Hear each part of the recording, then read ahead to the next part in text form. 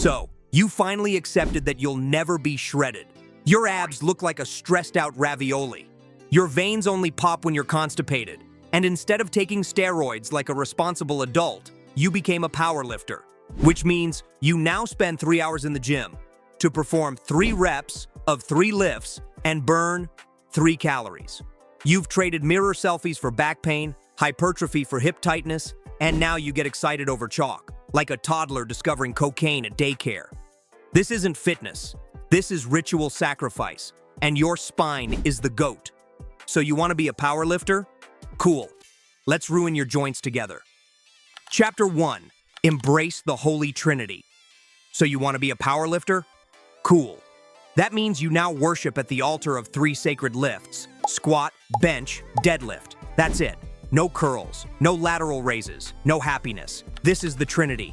And just like religion, it's full of rituals, suffering, and guys with neck beards explaining why you're wrong.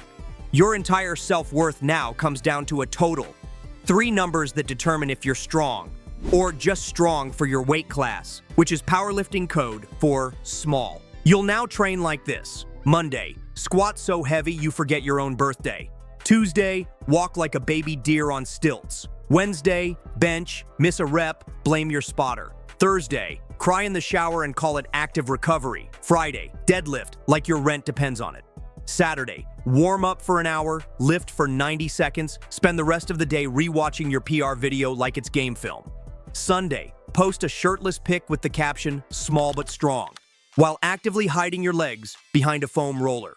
Powerlifting isn't about balance. It's about sacrificing your joints, your weekends, and your ability to sit in a normal chair for 1 more pound on the bar and 1 more reason your friends stopped asking if you're free Friday night.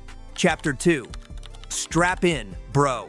Welcome to the real reason you became a powerlifter. Equipment. So much equipment.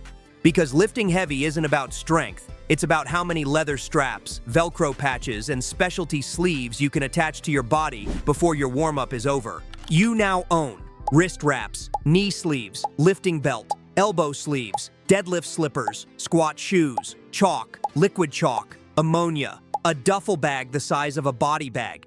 You're not training anymore. You're assembling a mech suit to do a single rep. And your favorite lift?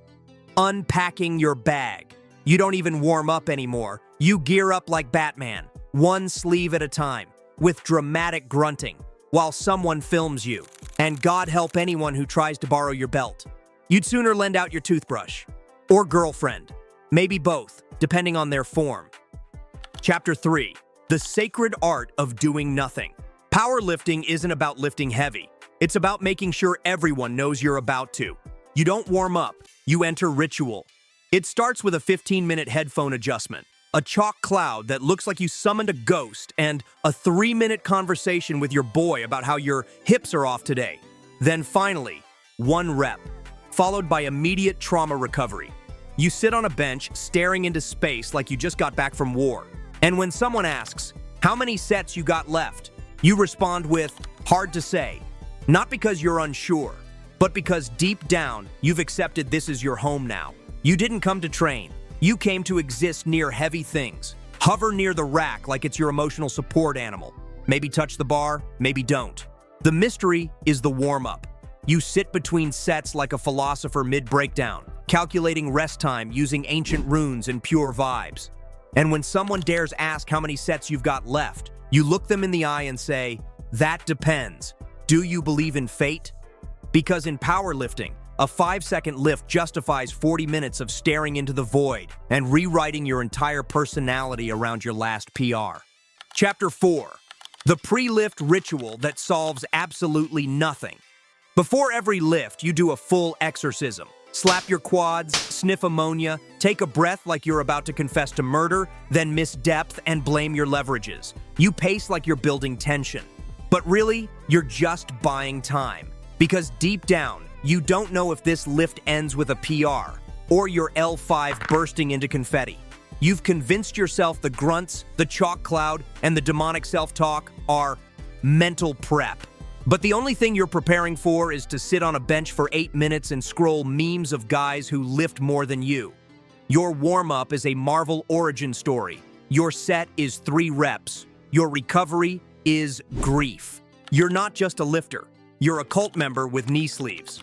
Let's face it, powerlifting isn't a sport. It's a personality disorder with a squat rack.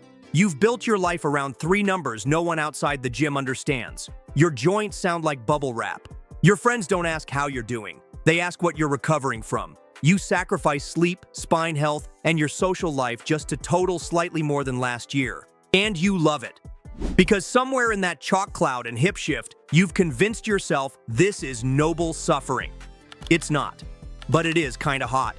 So here's to you, belt-clad barbell monk. Keep lifting heavy. Keep pretending that a 1,300 total makes you dangerous to anyone but yourself. And remember, it's not about being strong. It's about making everyone else uncomfortable while you chase it.